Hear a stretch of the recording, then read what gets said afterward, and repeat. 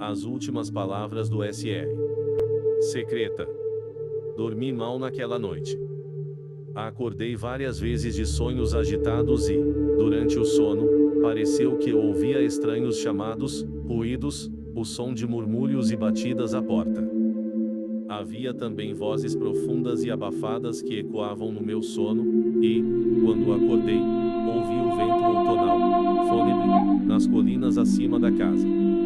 Sobressaltei-me uma vez com um grito medonho nos meus ouvidos.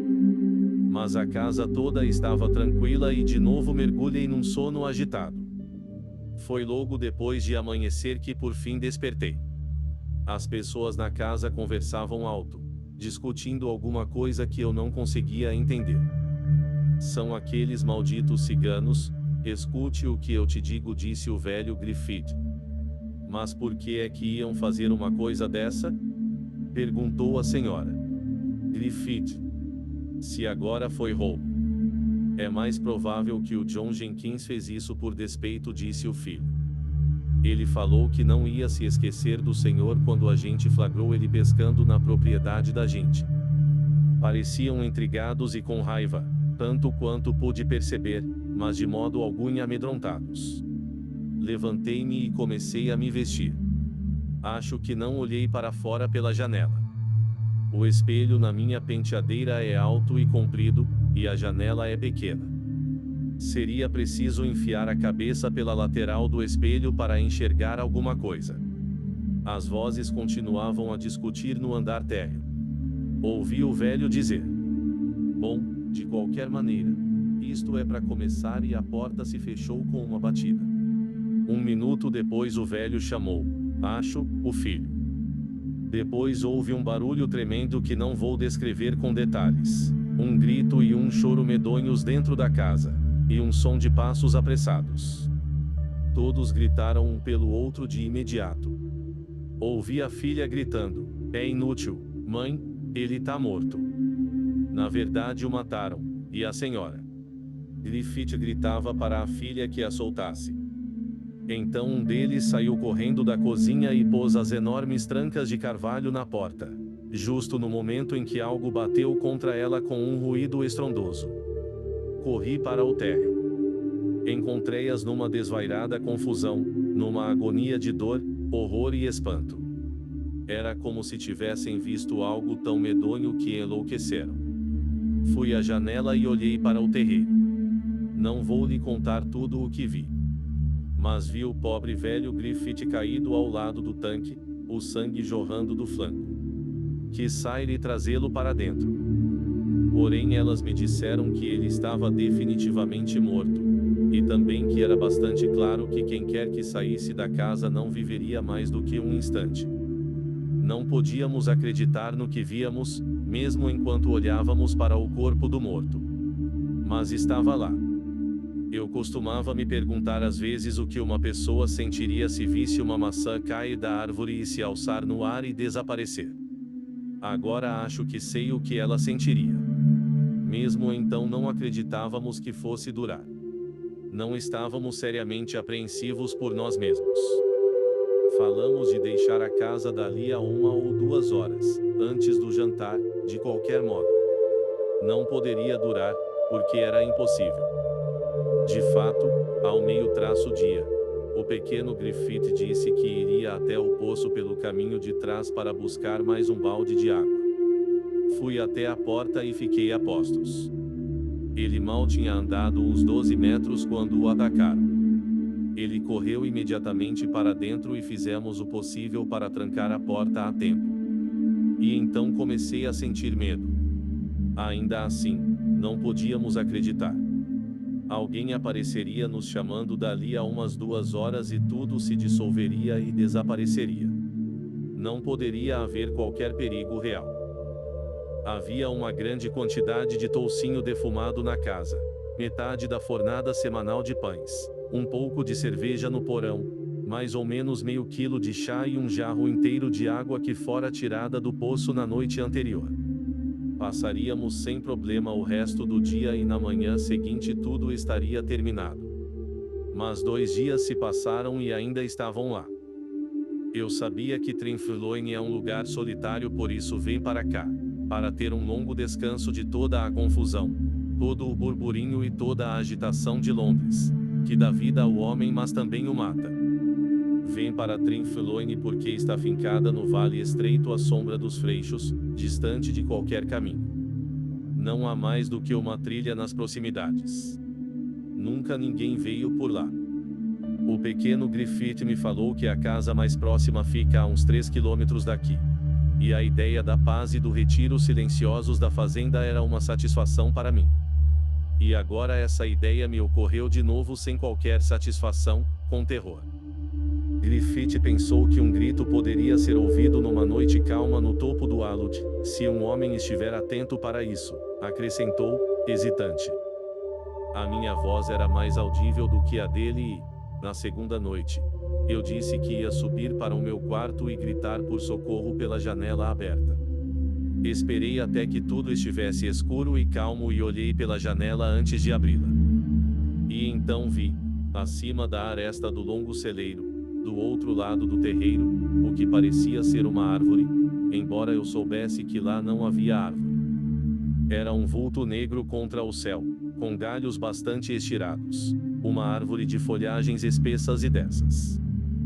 Perguntei-me o que poderia ser e escancarei a janela, não só porque gritaria por socorro mas também porque eu queria enxergar mais claramente o que era de fato a vegetação escura acima do celeiro. Vi na profundeza daquela escuridão pontos de fogo, e luzes coloridas, tudo reluzindo e se movendo, e o ar tremulava. Olhei fixamente dentro da noite e a árvore negra se ergueu acima do telhado do celeiro e se elevou no ar e flutuou na minha direção.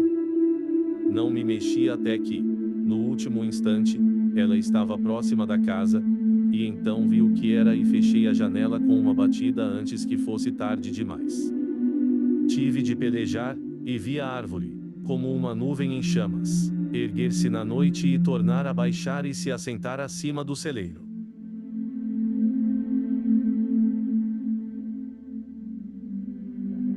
Celeiro. Contei isso para elas no andar térreo. Empalideceram, e a senhora Griffith falou que os demônios antigos estavam à solta e saíram das árvores e das velhas colinas por causa da maldade que reinava na terra. Começou a murmurar algo para si mesma, algo que, para mim, soava como latim imperfeito. Tornei a subir para meu quarto uma hora depois, mas a árvore negra se avolumava acima do celeiro. Outro dia se passou e, ao anoitecer, olhei para fora, mas os olhos de fogo me observavam. Não me atrevia a abrir a janela. E então pensei num outro plano. A enorme e antiga lareira, cuja chaminé redonda flamega se eleva bem acima da casa. Se ficasse sob ela e gritasse, achei que o som talvez se propagasse melhor do que se chamasse pela janela. Pelo que sei, a chaminé redonda poderia funcionar como uma espécie de megafone. Noite após noite, portanto, fiquei sob a chaminé, a pedir socorro das 9 às 11 horas. Pensei neste lugar solitário, encravado no fundo do Vale de Freixos, das solitárias colinas e terras em volta. Pensei nos pequenos chalés remotos e esperei que a minha voz chegasse aos moradores dentro deles. Pensei na trilha sinuosa no cimo do alud e nos poucos homens que subiam até lá durante a noite. Porém tinha a esperança de que a minha voz fosse ouvida por um deles. Mas tomamos toda a cerveja e só podíamos beber água em pequenos goles, e, na quarta noite, a minha garganta estava seca, e comecei a me sentir estranho e fraco. Sabia que a voz que tinha nos pulmões dificilmente chegaria ao campo junto da fazenda. Foi então que começamos a sonhar com poços e fontes, a água vertendo muito fria, em pequenas gotas, de lugares rochosos no meio de uma floresta fria. Desistimos de todas as refeições. De vez em quando um de nós cortava um pedaço do lado do toucinho defumado na parede da cozinha e mastigávamos pedacinhos, mas a salinidade era como fogo. Uma noite, caiu um aguaceiro. A moça disse que poderíamos abrir a janela e estender tigelas e bacias e pegar água de chuva. Mencionei a nuvem com olhos em chamas. Ela retrucou: vamos até a janela da leiteria nos fundos e um de nós pode conseguir um pouco de água de qualquer jeito. Ela ficou de pé com a bacia na laje de pedra da leiteria e espiou lá fora e ouviu a chuva chapinhar, caindo muito depressa. E ela destrancou o trinco da janela e apenas a entreabriu com uma mão, mais ou menos a largura de 2 dedos, segurando a bacia na outra mão.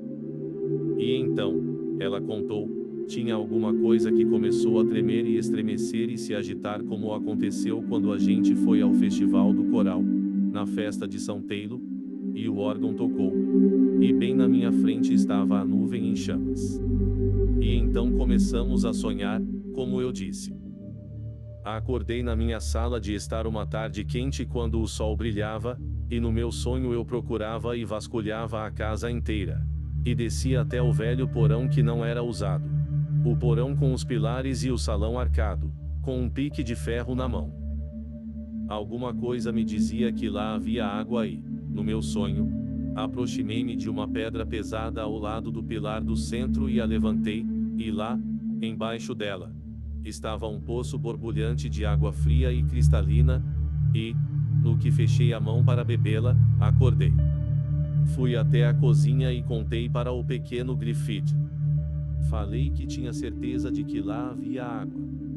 Ele meneou a cabeça negativamente, mas pegou o enorme atiçador de fogo da cozinha e descemos para o velho porão. Mostrei-lhe a pedra ao lado do pilar e ele a ergueu. Mas não havia poço. Sabe que isso me fez lembrar de muitas pessoas que conheci na vida? Não me deixei convencer. Afinal de contas, tinha certeza de que lá havia um poço. Eles tinham um cutelo de açougueiro na cozinha e eu o levei para o velho porão e com ele golpeei o chão. Os outros não se opuseram a isso. Estávamos superando esse tipo de coisa. Mal conversávamos uns com os outros. Cada um andava a esmo pela casa, no andar de cima e no térreo, cada um de nós, creio, compenetrado no seu próprio plano absurdo e desígnio desvairado, mas mal conversávamos. Anos atrás, trabalhei um período como ator e me lembro como era nas primeiras noites. Os atores andando silenciosamente de um lado para outro nos bastidores, junto da entrada, os lábios movendo-se e murmurando as lulas dos papéis, mas sem trocarem palavra. Era assim entre nós. Une à noite encontrei o pequeno Griffith tentando obviamente abrir uma passagem subterrânea sob uma das paredes da casa. Eu sabia que ele tinha enlouquecido, assim como ele sabia que eu tinha enlouquecido quando me viu cavando um poço no porão. Mas nada dissemos um ao outro. Agora já superamos tudo isso. Estamos fracos demais. Sonhamos enquanto estamos acordados e quando sonhamos pensamos que acordamos. Noite e dia vêm e vão, e tomamos um pelo outro. Ouço Griffith falando baixinho consigo mesmo sobre as estrelas quando o sol está a pino ao meio-dia, e à meia-noite dei comigo pensando que caminhei por campinas ensolaradas ao lado de frios regatos céleres que fluíam de rochedos elevados. Depois, no raiar do dia, figuras de mantos negros, segurando efrios acesos nas mãos, passam lentamente por aqui e por ali. E escuto a intensa música do órgão que soa como se algum tremendo ritual estivesse prestes a começar, e vozes clamando num antigo canto agudo saído das profundezas da terra. Ainda agora há pouco ouvi uma voz que soou como se estivesse nos meus próprios ouvidos, mas vibrou e ecoou e ressoou como se estivesse a rolar e reverberou das abóbadas de alguma catedral, entoando em terríveis modulações. Ouvi as palavras muito claramente. Incipit liber irse domini Dei nostri. Aqui principia o livro da ira do nosso Senhor. E então a voz entoou a palavra Alemp, alongando-a, parecia que eternamente, e uma luz se extinguiu quando ela iniciou o capítulo. Neste dia, disse o Senhor, haverá uma nuvem sobre a terra, e na nuvem uma combustão e uma forma de fogo, e da nuvem manarão meus mensageiros. Prosseguirão todos juntos. Não haverão de extraviar-se. Este será um dia de excessiva amargura, sem salvação. E sobre cada colina elevada, diz Jeová, postarei minhas sentinelas e meus exércitos acamparão no lugar de cada vale. Na casa que está entre juncos executarei meu julgamento, e em vão buscarão refúgio nas munições das pedras. Nos arvoredos dos bosques, nos lugares em que as folhagens são como uma tenda sobre eles, haverão de encontrar o sabre do assassino. E aqueles que depositarem a confiança em cidades muradas serão amaldiçoados.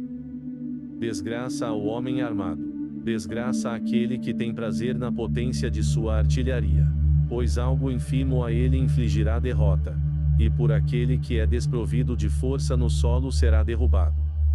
Aquilo que é baixo será elevado à altura. Farei do cordeiro e da jovem ovelha o leão das ondas do Jordão.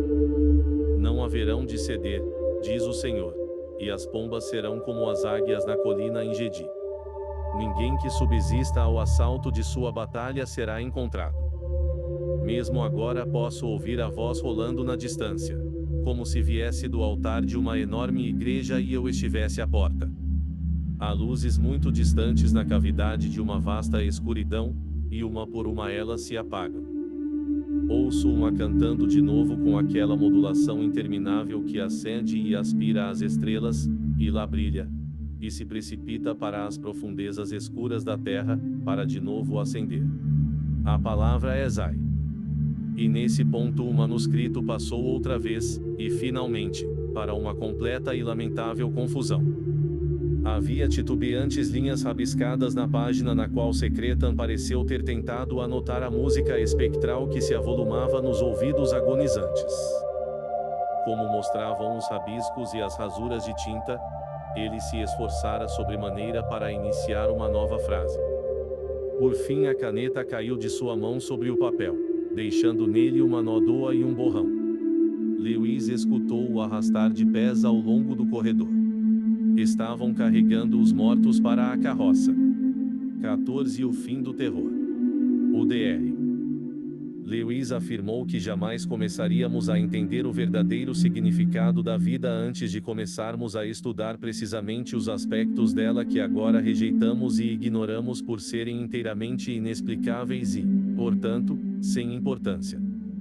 Estávamos conversando, há alguns meses, sobre a medonha sombra do terror que por fim se dissipara no país. Eu tinha formado minha opinião, em parte com base na observação, em parte com base em determinados fatos que me foram comunicados, e, depois de trocados os santoecinhas, constatei que Lewis chegara à mesma conclusão por meios diferentes.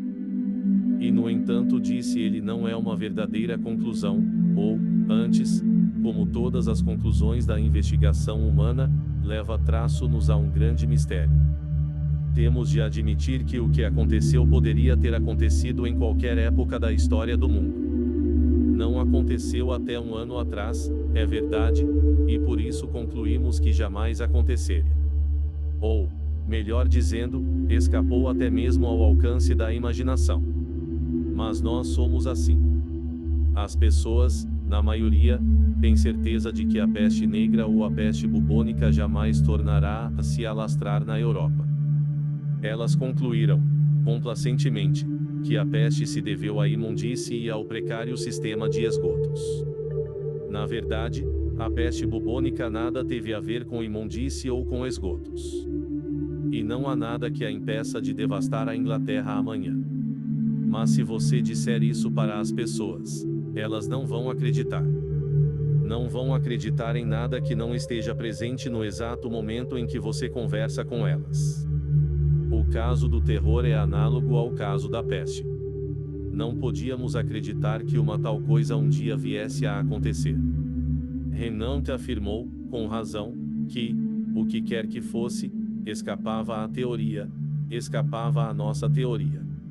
A superfície não crie no cubo ou na esfera. Concordei com tudo isso. Acrescentei que, às vezes, o mundo é incapaz de ver o que está diante de nossos olhos, quanto menos acreditar nele.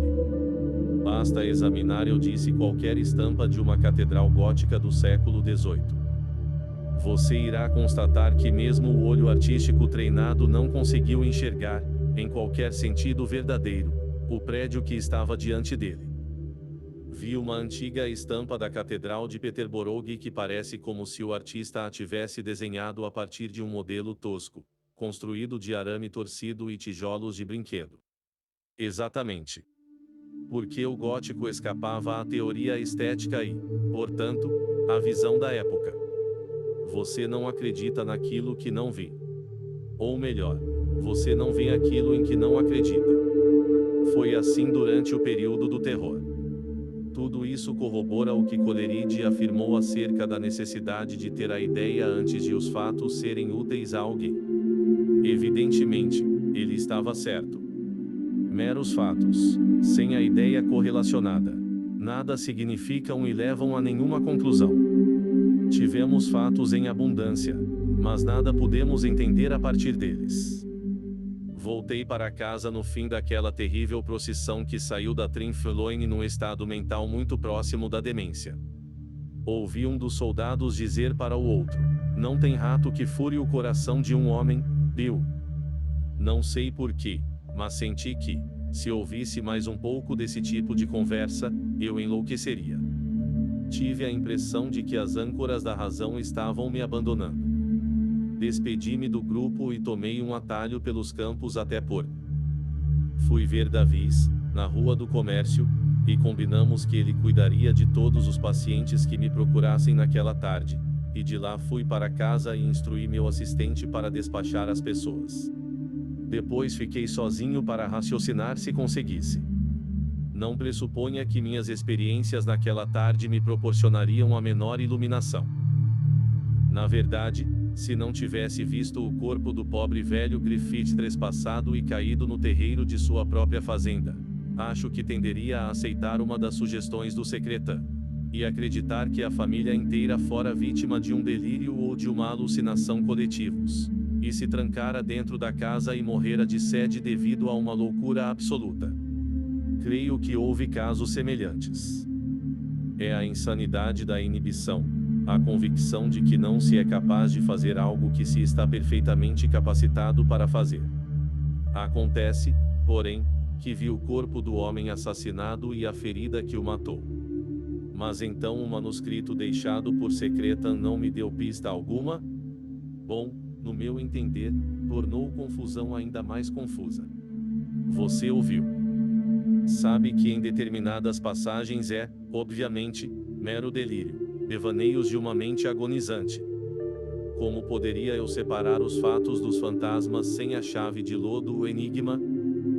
O delírio é muitas vezes uma espécie de sonho, uma espécie de sombra ampliada e distorcida de fatos, mas é uma coisa muitíssimo difícil, uma coisa quase impossível, reconstruir a casa real a partir da distorção dela, lançada nas nuvens do cérebro do paciente. Veja, Secretan, ao escrever aquele documento insólito, quase insistiu no fato de que não estava com o juízo perfeito, de que por dias estivera em parte adormecido, em parte desperto, em parte delirante. Como se pode avaliar essa declaração? Separar o delírio do hiato? Numa coisa ele permaneceu coerente. Você se lembra de que ele fala de pedir socorro pela chaminé da Trinfloine. Isso parece se enquadrar nas histórias de um grito lamentoso e abafado que se ouviu no cimo do alud. Até aqui podemos considerar que ele faz um registro de experiências reais. Inspecionei os velhos porões da fazenda e encontrei uma espécie de toca de coelho cavada freneticamente ao lado de um dos pilares. De novo, ele foi coerente. Mas o que entender da história da voz que cantava, das letras do alfabeto hebraico e do capítulo extraído de um profeta menor? Quando se possui a chave, fica bastante fácil separar os fatos, ou as sugestões de fatos, dos delírios. Mas eu não possuía a chave naquela noite de setembro. Estava me esquecendo da árvore com fogos. Isso, acho, impressionou-me mais do que qualquer outra coisa, com a sensação de que a história de Secretan era, fundamentalmente, uma história verdadeira. Eu mesmo vi uma aparição semelhante no meu jardim. Mas o que era aquilo? Agora, eu estava dizendo que, paradoxalmente, é apenas com as coisas inexplicáveis que a vida pode ser explicada. Tendemos a dizer, como você sabe, uma estranha coincidência, e pomos a questão de lado, como se nada mais houvesse para dizer, ou como se com isso ela terminasse. Bom, acredito que a única seda real se dá através de becos sem saída. O que é que você quer dizer com isso? Bem, vou lhe dar um exemplo do que eu quero dizer. Eu lhe contei a respeito de Merrit, meu cunhado, e do naufrágio do barco, o Merião. Ele viu, segundo ele, sinais de luz piscando de uma das fazendas no litoral, e estava bastante seguro de que as duas coisas se relacionavam intimamente, como causa e efeito. Achei tudo isso um contrassenso, e comecei a pensar em como fazê-lo parar de falar sobre isso quando uma enorme mariposa entrou voando na sala por aquela janela, esvoaçou e acabou se queimando viva no lampião. Isso me deu uma ideia. Perguntei ao Merrit se ele sabia por que as mariposas mergulhavam no fogo, ou algo assim. Achei que seria uma indicação para ele de que eu estava cansado de ouvi-lo falar de sinais de luz e de suas teorias simplórias. E foi o que aconteceu. Ele pareceu ficar mal-humorado e se calou. Mas, alguns minutos mais tarde, fui chamado por um homem que tinha encontrado o filhinho morto no campo perto de seu próprio chalé uma hora antes. O menino estava tão imóvel, disseram, que uma enorme mariposa havia pousado em sua fronte e só bateu asas quando ergueram o corpo. Era totalmente ilógico. Mas foi essa estranha coincidência da mariposa no meu lampião e da mariposa na fronte do menino morto que pela primeira vez me colocou na pista. Não posso dizer que isso me guiou num sentido verdadeiro. Era mais como o brilho de uma pintura vermelha intensa numa parede. Chamou minha atenção, digamos assim. Foi uma espécie de choque, como uma batida num enorme tambor. Sem dúvida, o que Merrit estava falando naquela noite era uma grande tolice, com relação ao caso apresentado por ele. Os sinais de luz emitidos da fazenda nada tinham a ver com o naufrágio do navio. Esse princípio geral, porém, era judicioso. Quando se ouve o disparo de uma arma e se vê um homem cair, é inútil falar de uma mera coincidência. Acho que se poderia escrever um livro bastante interessante a respeito disso. Eu lhe daria o título de uma gramática da coincidência. Mas, como você deve se lembrar, tendo lido minhas notas sobre o caso, uns 10 dias depois fui chamado para ver um homem de nome Craddock, que fora encontrado morto num campo perto de sua própria fazenda. Isso também foi à noite. Quem o encontrou foi a mulher, e, na história que ela relatou, havia coisas muito estranhas. Ela disse que a cerca viva do campo parecia mudada. Começou a recear que tinha se perdido e entrado no campo errado. Depois disse que a cerca viva estava iluminada, como se nela houvesse uma porção de vagalumes, e, quando olhou por cima dos degraus da cerca, parecia haver uma espécie de luz bruxuleante no chão. Em seguida a luz se dissolveu e ela descobriu o corpo do marido perto de onde a luz estivera. Agora, esse homem, Craddock, fora asfixiado tal como o menino Roberts, assim como fora asfixiado o homem no condado central da Inglaterra que tomara um atalho uma noite. Lembrei-me, então, de que o pobre Johnny Roberts tinha falado de alguma coisa brilhante acima dos degraus da cerca viva, um pouco antes de se desgarrar dos irmãos. Depois, de minha parte, adicionei a extraordinária visão que eu mesmo testemunhei aqui, ao olhar o jardim lá embaixo, a aparição de uma árvore que se expandia onde, eu sabia, não havia tal árvore, de luzes cintilantes e ardentes e cores em movimento. Tal como o pobre menino e a senhora Craddock. Vi algo brilhante, assim como um homem de Stratfordshire viu uma nuvem negra com pontos de fogo flutuando sobre as árvores. E a senhora Craddock achou que a forma das árvores junto da cerca viva havia mudado. Minha mente quase emitiu a palavra procurada. Mas você entende as dificuldades disso. Esse conjunto de circunstâncias não pôde, tanto quanto entendo, ter qualquer relação com as outras circunstâncias do terror. Como poderia eu relacionar tudo isso com as bombas e as metralhadores dos condados centrais da Inglaterra, com os homens armados que guardavam dia e noite os armazéns de munição? Depois havia a longa lista de pessoas daqui que caíram dos penhascos e para o fundo da pedreira. Havia o caso dos homens afogados no lodaçal do pântano. Havia o caso da família assassinada na frente do chalé em que morava na Estrada Mestra. Havia o naufrágio do Marião. Todos me pareciam irremediavelmente desconexos. Eu não conseguia estabelecer relação alguma entre o agente que destroçou o cérebro dos integrantes da família Williams e o agente que virou o barco. Não sei, mas penso que é bastante provável que, se nada mais tivesse acontecido, eu tivesse atribuído tudo a uma enigmática série de crimes e acidentes que por acaso ocorreram em Marion no verão de 1915. Bem, evidentemente esse teria sido um ponto de vista insustentável, considerando-se determinados incidentes na história de Merritt. No entanto, quando nos defrontamos com o insolúvel, nós por fim o deixamos passar. Se o mistério é inexplicável, pretendemos que não há mistério algum. Essa é a justificativa para o que se chama livre pensamento. Em seguida se deu esse extraordinário caso da fazenda Trinfloine. Não pude pô-lo de lado. Não pude fazer de conta que nada estranho ou insólito aconteceu. Não havia como passar por cima disso ou contornar isso. Eu tinha visto com meus próprios olhos que havia um mistério, e um mistério dos mais horríveis. Esqueci-me da minha lógica, mas pode-se dizer que Trinfloine demonstrou a existência de um mistério na figura da morte. Voltei para casa tendo tudo isso em mente, como lhe disse, e passei a noite pensando nisso. Fiquei estarrecido, não só com todo o horror mas, de novo, com a discrepância entre as condições.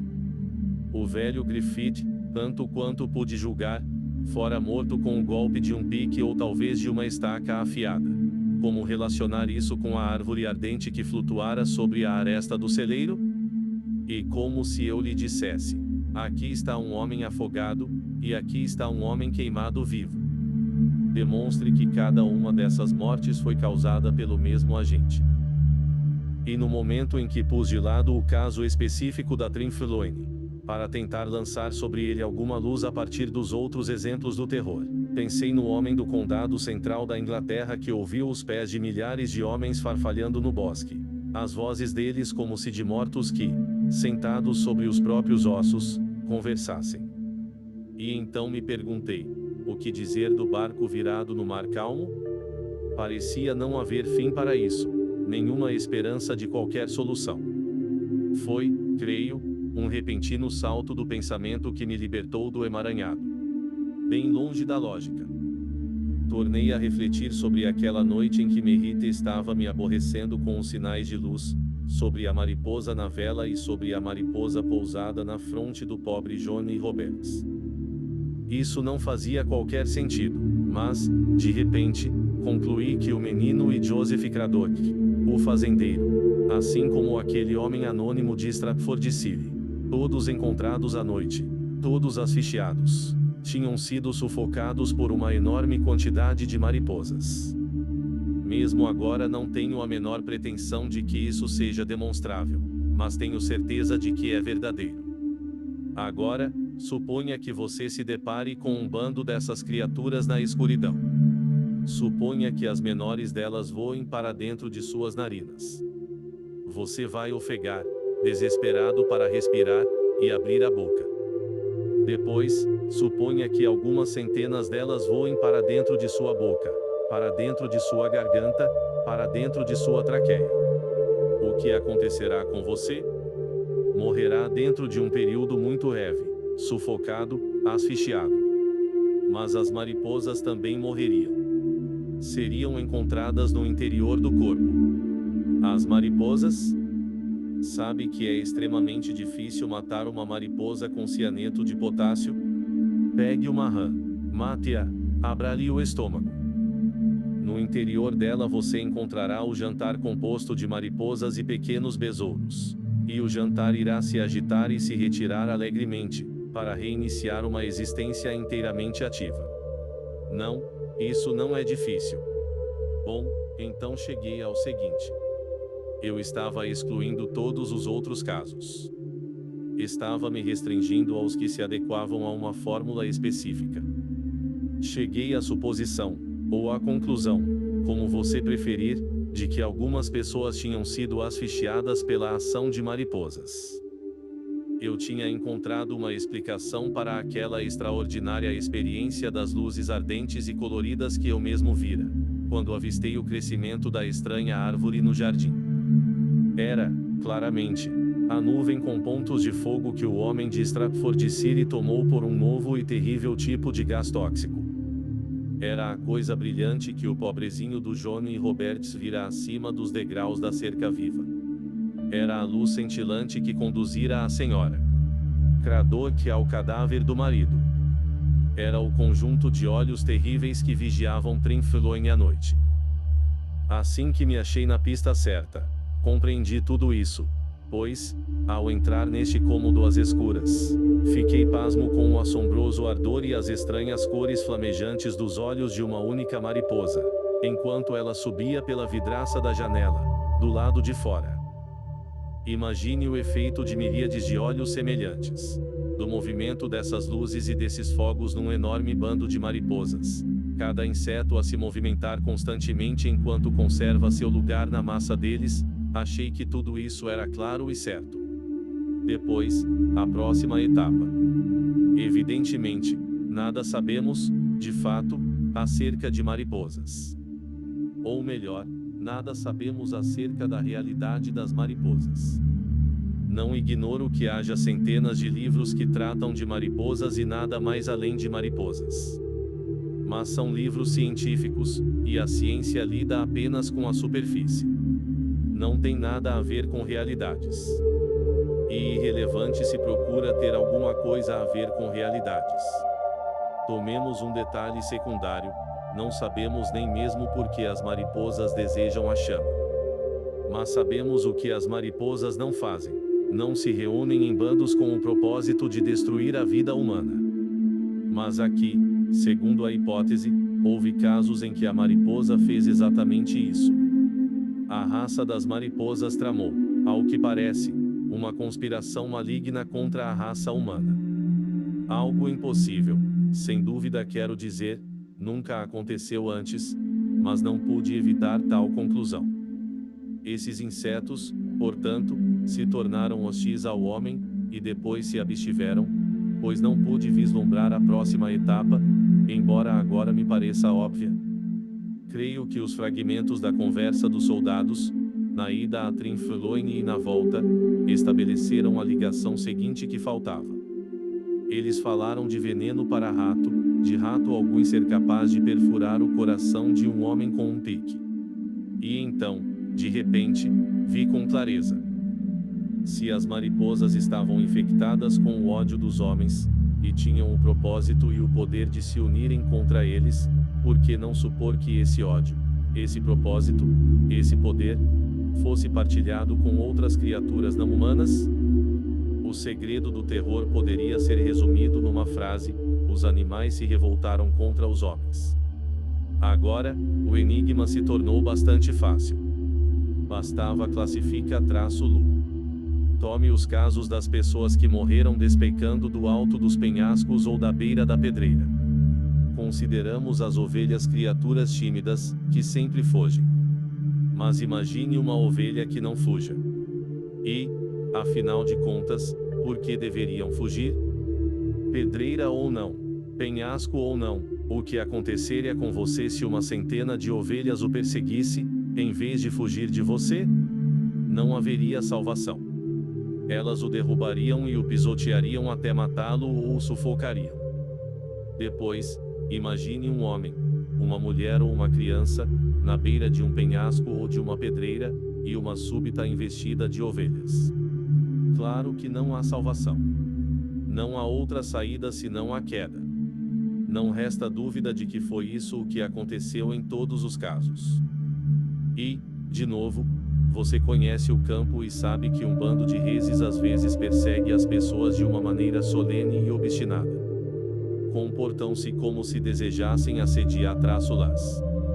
Gente da cidade às vezes fica sobressaltada e grita e foge.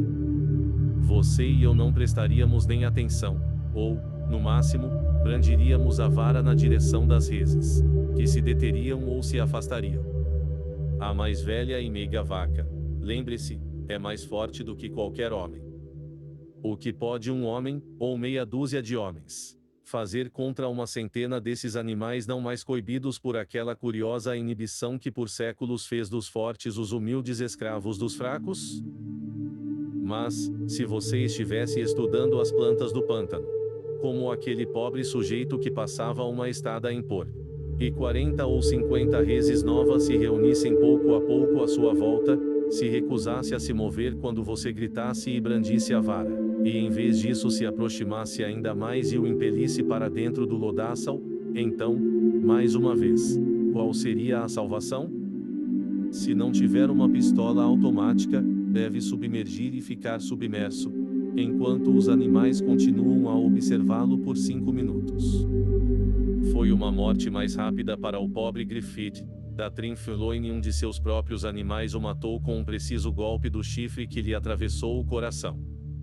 E a partir daquela manhã os que se encontravam dentro da casa foram sitiados por suas próprias reses e cavalos e ovelhas. E quando aqueles desafortunados abriram a janela para pedir socorro ou para pegar algumas gotas da água de chuva para aliviar a sede abrasadora, a nuvem os esperava com sua miríade de olhos de fogo. Pode você se espantar com o relato de Secreta, que, em alguns momentos, revela mania? Você percebe a horrível situação das pessoas no interior da Trinfloine. Não só viram a morte avançando contra elas, como também avançando com passos inacreditáveis, como se devessem morrer não apenas no pesadelo mas também pelo pesadelo. Mas ninguém, no mais impetuoso e desvairado dos sonhos, pode imaginar tal destino. Não me surpreende que num momento Secretan suspeitasse da prova fornecida por seus sentidos e num outro inferisse que o fim do mundo havia começado. Mas e quanto aos Williams, que foram mortos na estrada mestra aqui perto? Os cavalos foram os assassinos, os cavalos que posteriormente desembestaram pelo acampamento abaixo. De algum modo, que para mim permanece obscuro, eles atraíram a família para fora na estrada e lhes esmagaram a cabeça. As ferraduras dos cascos foram um instrumento de execução. E, quanto ao Merião, o barco que naufragou, não tenho dúvida de que foi virado por uma repentina investida dos botos que estavam dando saltos por perto nas águas de Larnak Bay. O boto é um animal pesado. Uma meia dúzia deles conseguiria facilmente tombar um barco a remos. As fábricas de munição? O inimigo delas eram ratos. Creio que se calculou que, na Grande Londres, o número de ratos é mais ou menos igual ao número de seres humanos, ou seja, há cerca de 7 milhões deles.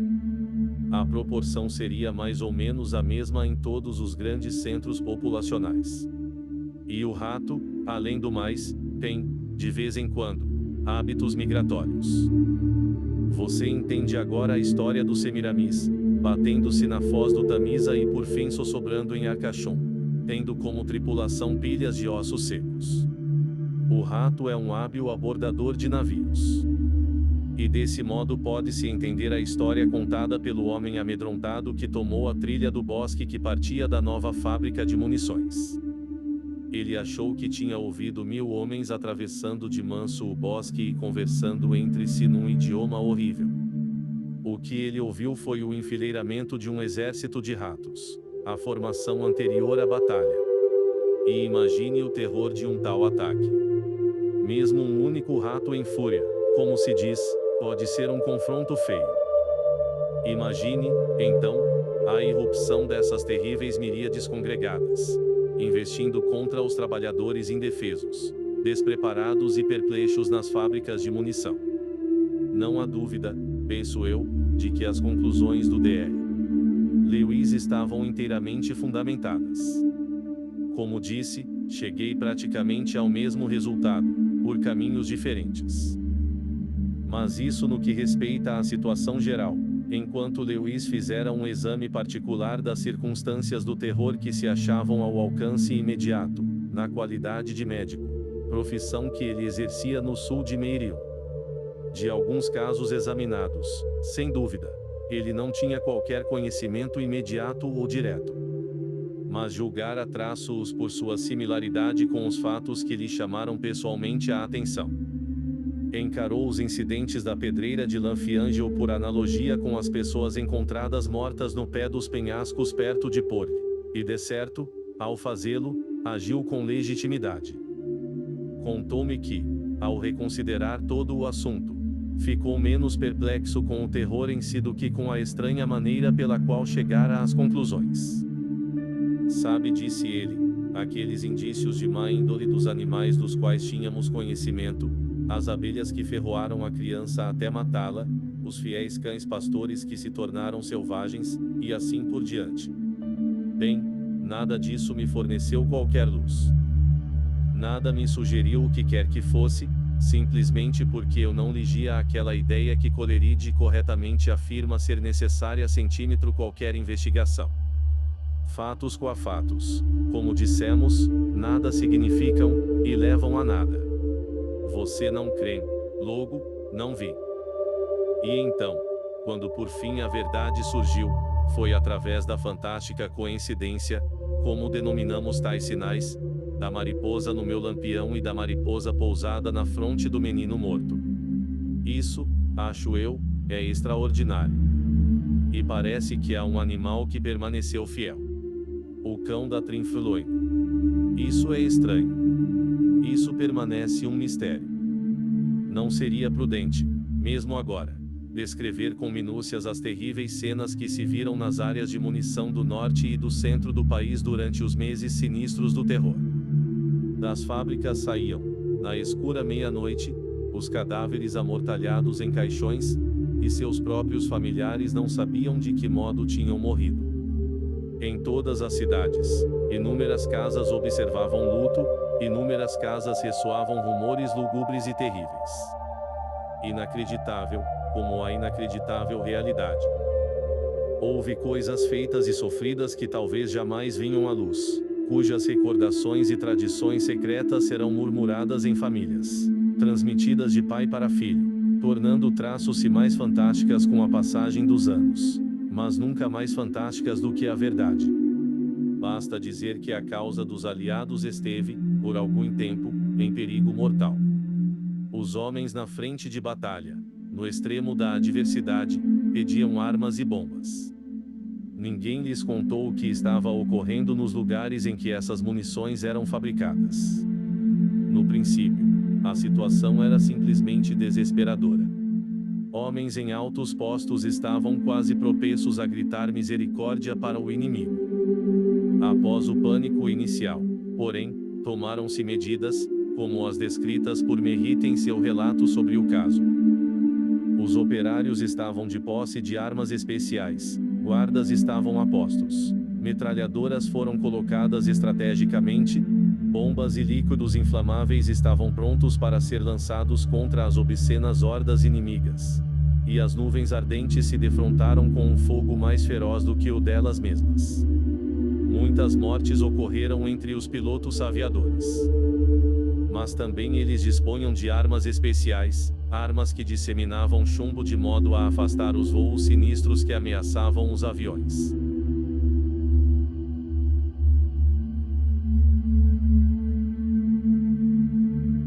Então, no inverno de 1915 a 1916, o terror cessou tão subitamente quanto começou.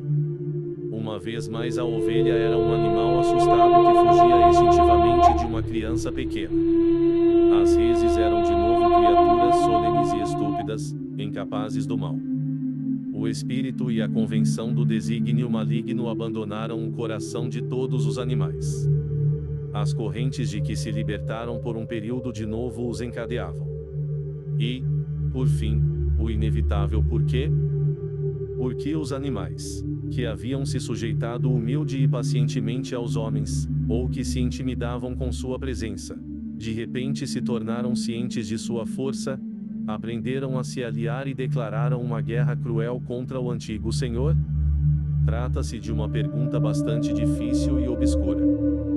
Apresento a explicação que tenho para apresentar com uma enorme desconfiança, e com uma evidente disposição para ser corrigido, se uma luz mais clara puder ser proporcionada. Alguns amigos meus, por cujo juízo crítico tenho um grande respeito, tendem a pensar que houve um contágio de ódio. Afirmam que a fúria do mundo inteiro em guerra, a grande paixão pela morte que parece estar levando a humanidade à destruição, pelo menos infectou essas criaturas inferiores e, substituindo seu natural instinto de submissão, deu-lhes rancor, cólera e rapacidade. Essa talvez seja a explicação. Não sustento o contrário, porque não pretendo entender o mecanismo do universo. Mas confesso que a teoria me parece extravagante. Pode bem haver um contágio de ódio, assim como há um contágio de varíola. Não sei, mas mal posso acreditar nisso. Na minha opinião, e é apenas uma opinião, a origem da grande revolta dos animais deve ser buscada numa região mais sutil de investigação. Acredito que os súditos se revoltaram porque o rei abdicou. O homem dominou os animais ao longo dos séculos. O espiritual reinou sobre o racional por meio das peculiares qualidade e graça da espiritualidade que os homens possuem, que fazem de um homem o que ele é. E, quando ele manteve esse poder e essa graça, creio que ficou bastante claro que entre ele e os animais havia um certo tratado e uma certa aliança. Havia supremacia, de um lado, e submissão, de outro. Mas, ao mesmo tempo, havia entre os dois aquela cordialidade que existe entre senhores e súditos num estado bem organizado. Conheço um socialista que sustenta que os contos da Cantuária, de Chaucer, oferecem um retrato da verdadeira democracia. Quanto a isso, não sei, mas percebo que o cavaleiro e o moleiro estavam aptos a se darem agradavelmente bem, só porque o cavaleiro sabia que ele era um cavaleiro e o moleiro sabia que ele era um moleiro. Se o cavaleiro tivesse tido objeções escrupulosas quanto a seu grau de nobreza, enquanto o moleiro não visse porque não poderia ser um cavaleiro, tenho certeza de que a relação entre ambos teria sido difícil, desagradável e, talvez, homicida. O mesmo se aplica ao homem. Creio na força e na verdade da tradição. Um homem instruído me disse há algumas semanas: quando tenho de escolher entre a prova da tradição e a prova de um documento, sempre acredito na prova da tradição. Documentos podem ser falsificados, e com frequência são falsificados. A tradição nunca é falsificada. Isso é verdadeiro. E, portanto, penso eu, pode-se depositar confiança no vasto conjunto do folclore que afirma ter outrora existido uma valiosa e amistosa aliança entre o homem e os animais. Nossa história popular de Dick Whittington e seu gato sem dúvida representa a adaptação de uma linda muitíssimo antiga a uma personagem relativamente moderna. Mas podemos revisitar os séculos e encontrar a tradição popular que afirma que os animais são não apenas os súditos como também os amigos do homem. Tudo isso se devia ao singular elemento espiritual no homem que os animais racionais não possuem. Espiritual não significa respeitável, não tem sequer moral banal, não significa bom na acepção comum da palavra. Significa a prerrogativa régia do homem, diferenciando-o dos animais. Por longas eras ele despiu esse manto real, limpou do próprio peito o bálsamo da consagração. Declarou, mais de uma vez, que não é espiritual, mas racional, ou seja, o igual dos animais sobre os quais outrora foi soberano. Jurou que não é Orfeu, mas Calibã. Mas os animais também têm dentro de si algo que corresponde à qualidade espiritual dos homens, contentamo-nos em chamá-la instinto. Perceberam que o trono estava vago, nem mesmo a amizade era possível entre eles e o monarca que destronou a si mesmo. Se não era rei, era um blefe, um impostor, uma coisa a ser destruída. Daí, creio, o terror. rebelaram-se uma vez, poderão se rebelar de novo.